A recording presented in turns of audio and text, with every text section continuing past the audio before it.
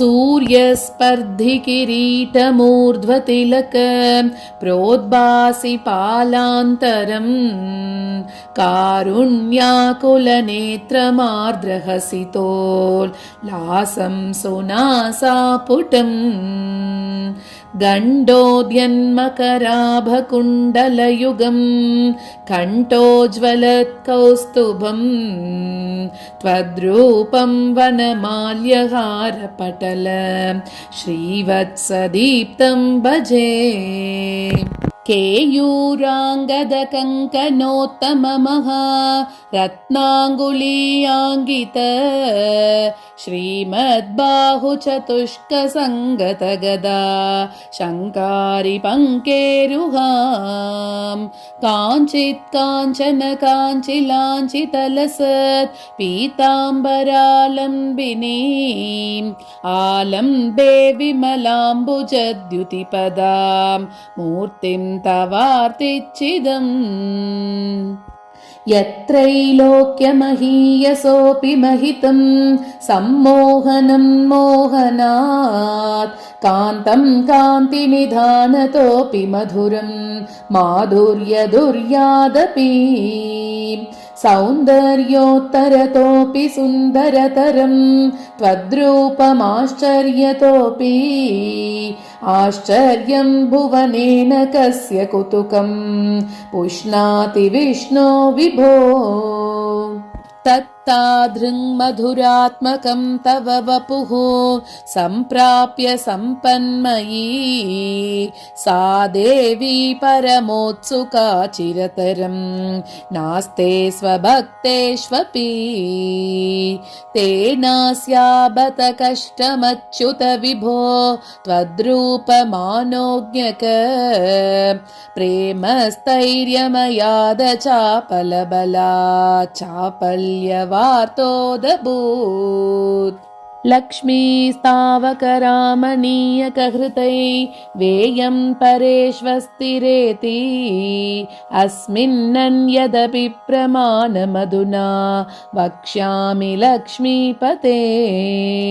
ये त्वद्ध्यानगुणानुकीर्तनरसा सक्ता हि भक्ता जनाः तेष्वेषा वसति स्थिरैव दयित प्रस्तावदत्तादरा। एवं भूततया हि भक्त्यभिहितो योगः स योगद्वयात् कर्मज्ञानमयाद् वृषोत्तमतरो योगीश्वरैर्गीयते। सौन्दर्यैकरसात्मके त्वयि खलु प्रेम प्रकर्षात्मिका भक्तिर्निश्रममेव विश्वपुरुषैः लभ्या रमावल्लभा।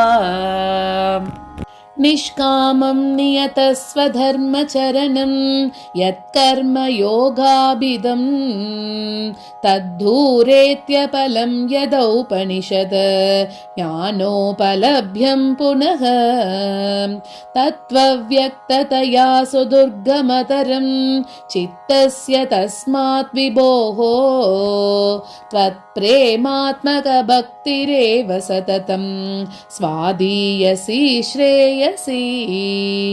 अत्यायासकराणि कर्मपटलान् आचर्य निर्यन्मलाः बोधे भक्तिपते तवाप्युचितताम् आयान्ति किं तावता। क्लिष्ट्वा तर्कपते परं तव वपुः ब्रह्माख्यमन्ये पुनः चित्तार्द्रत्वमृते विचिन्त्य बहुभिः सिद्ध्यन्ति जन्मान्तरैः। त्वद्भक्तिस्तु कथारसामृतझरी निर्मज्जनेन स्वयं सिद्ध्यन्ति विमलप्रबोधपदवीम् अक्लेशतस्तन्वती।